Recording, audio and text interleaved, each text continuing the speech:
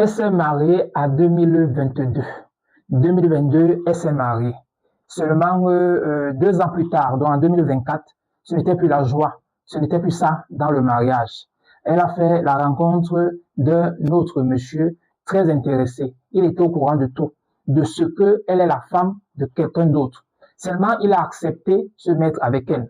C'était comme ça une relation sur le dos de son époux. Elle n'a jamais eu d'enfant avec ce dernier. Elle a donc fini par concevoir l'année dernière, début 2025. Elle a conçu une jolie petite fille.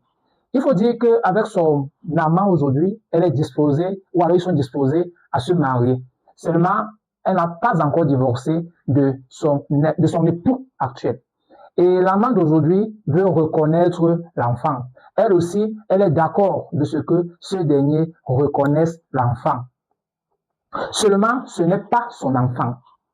Il ne peut pas reconnaître cet enfant parce que l'enfant conçu dans le mariage est celui de l'époux.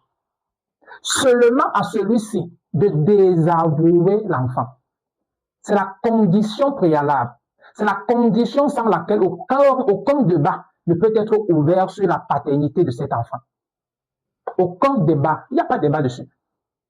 Alors, le monsieur est quand même conscient de ce que il pourrait ne pas être le père de cet enfant parce que lui, même le mariage n'était plus vraiment consommé. Mais les deux sont là, ils n'ont pas encore eu d'enfant. Je ne saurais dire si le monsieur a un problème ou alors si c'est juste la nature qui n'avait pas encore béni le couple. Le monsieur est heureux, il est désormais papa et il a tout fait.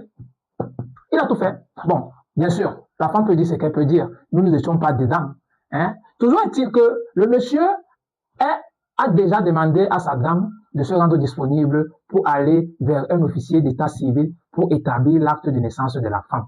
Seulement, celle-ci tourne parce qu'elle est convaincue de ce qu'il n'est pas le père de cet enfant. Il n'est pas le géniteur. Parce que le père, il n'est pas le géniteur. Alors, le véritable géniteur, c'est lui qui nous contacte. C'est lui qui veut savoir s'il y a quelque chose à faire. Non. Il n'y a rien à faire. Tant que le monsieur n'a pas désavoué son enfant. Faites les tests ADN. Ramenez les preuves de ce qu'il n'a plus jamais couché avec sa femme. Montrez qu'il a une maladie. Montrez que son sperme ne peut pas procréer. C'est son enfant. Pour que vous ayez une chance de reconnaître cet enfant, cher monsieur, il faudrait d'abord que l'époux désavoue son enfant. Alors, la dame aurait dû au préalable divorcer.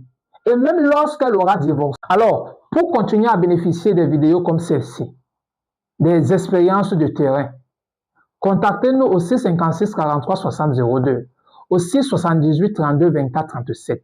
Nos consultations juridiques en ligne sont payantes. 25 000 francs CFA l'heure, 15 000 francs CFA une demi-heure et 10 000 francs CFA un quart d'heure. Maintenant, les consultations, bien, nos vidéos sont aussi éducatives et disponibles sur toutes nos plateformes. YouTube, conseil juridique de proximité. Facebook, Elvis Mathurin Botondono. TikTok, conseil juridique de proximité. Et nous avons une chaîne WhatsApp avec le numéro 656 43 60 02. Merci de partager nos vidéos. Merci de vous abonner sur nos différentes plateformes et merci de nous apporter de l'énergie afin que nous puissions toujours essayer à notre niveau de vous apporter comme ça ou alors de vous conseiller comme ça sur les choses juridiques parce que nul n'est censé ignorer la loi. L'ignorance de la loi ne sera jamais une excuse pour ne pas répondre d'un acte ou alors d'un préjudice que vous aurez causé à autrui. Je suis pour vous, Elvis Mathurin Botondono, votre conseil de poche. Bien des choses à vous, à chacun, dans ce qu'il fait et où il se trouve. Merci.